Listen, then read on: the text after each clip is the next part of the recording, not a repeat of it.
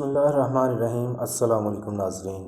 خلافت راشدہ کے بعد آج ہم ذکر کرتے ہیں خلافت بنو امیہ کا، کہ خلافت بنو امیہ نے کیسے اسلام کی سربلندی کی اور خلافت بنو امیہ کے کیا کردار تھے۔ کیا خلافت بنو امیہ خلافت کے طور طریقوں پر عمل پیرا رہی یا وہ مورسی خاندانی سیاست اور بادشاہت کی طرف مائل ہو گئی؟ خلافت راشدہ کے اختتام کے بعد اسلام کے بنیادی سیاسی نظام کو اتنا بڑا صدمہ پہنچا کہ پھر آنے والی پوری تاریخ اصل کی طرف واپس مڑنے لگی۔ خاندان بنو امیہ کے آغاز ہی سے جمہوری اور شورئی نظام کی جگہ بادشاہت نے لے لی۔ خاندان بنی امیہ کی حکومت 92 سال قائم رہی۔ 14 سال امیر معاویہ کا خاندان اور 78 سال مروان کا خاندان حکمراں رہا۔ یہ زمانہ ملوکیت یعنی بادشاہت کے قیام و استحکام کا دور ہے۔ امیر معاویہ کے عہد میں استبداد ملوکیت کے برے نتائج زیادہ نما ہوئے تھے، کیونکہ وہ طاقت اور جبر کے استعمال کے ساتھ ساتھ مصلحت، نرمی اور مفاہمت سے بھی کام لینے کی کوشش کرتے تھے۔ لیکن عبد الملک کے بعد سے بادشاہت اپنی تمام تر خرابیوں کے ساتھ نمودار ہوئی۔ بنو امیہ کی حکومت کے قیام و استحکام نے، جو اسلامی سے زیادہ عربی تھی، تجدید و انقلاب کی فوری ضرورت پیدا کر دی۔ قدیم جاہلی رجحانات جو حضرت صلی اللہ علیہ وسلم کی صحبت اور تربیت اور خلافت راشدہ کے اثر سے دب گئے تھے، نیم تربیت یافتہ مسلمان اور نئی عربی نسل میں ابھر آئے۔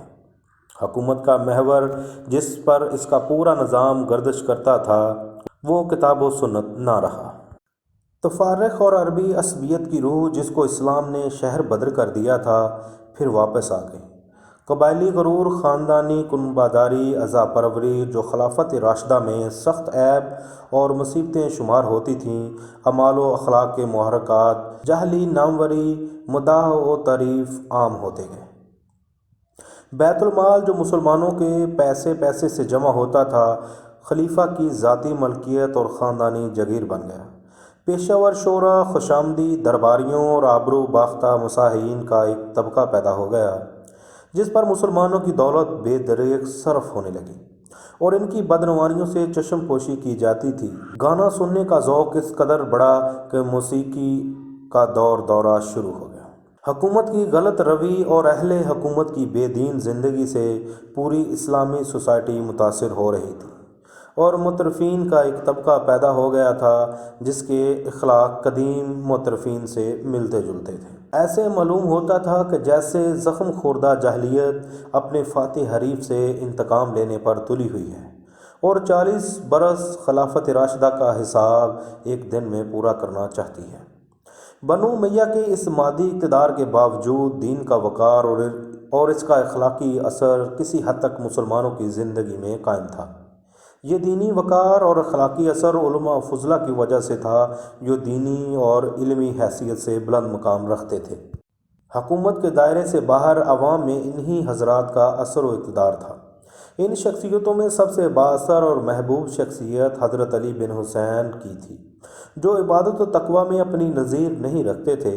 اس طرح دوسرے علماء اہل بیت حضرت حسن مثنیٰ اور ان کے بیٹے، دوسرے تابعین حضرت سالم بن عبداللہ بن عمر، حضرت قاسم بن محمد بن ابی بکر، حضرت سعید بن مسیب، حضرت عروہ بن زبیر مسلمانوں کے لیے دینی نمونہ تھے۔ انہوں نے اپنی خودداری، لا تلقی، حق گوئی اور بے باکی، علمی انہماک، خدمت دین سے اپنی اخلاقی برتری کا نقشہ قائم کر دیا۔ حکومت کے بڑھتے ہوئے ہماگیر اثرات کے مقابلے میں یہ اخلاقی اثر اگرچہ ناکافی تھا، مگر اس میں شبہ نہیں کہ وہ بے قیمت اور بے نتیجہ نہ تھا۔ اس سے مسلمانوں کی زندگی میں کسی حد تک اعتدال و توازن اور دین کا احترام قائم رہا۔ کبھی کبھی عین دنیا داری میں بھی اصلاح احوال کا جذبہ ابھرتا تھا۔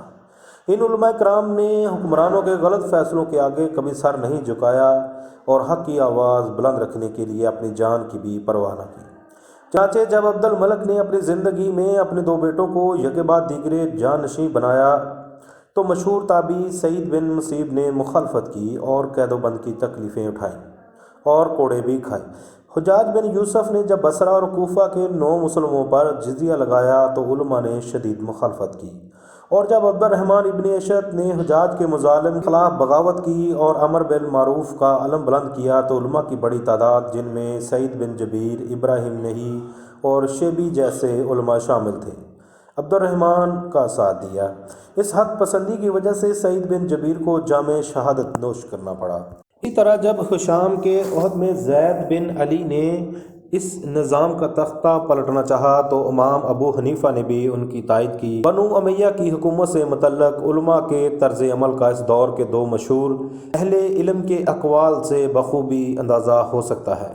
مدینہ کے عالم سعید بن مسیب کہا کرتے تھے کہ بنی مروان انسانوں کو بھوکا رکھتے ہیں اور کتوں کا پیٹ بھرتے ہیں، اور بصرہ کے مشہور عالم امام حسن بصری کہا کرتے تھے کہ اس زمانے کے عمرہ کی تلواریں ہماری زبانوں سے آگے بڑھ گئی ہیں، جب ہم گفتگو کرتے ہیں تو وہ ہمیں تلوار سے جواب دیتے ہیں۔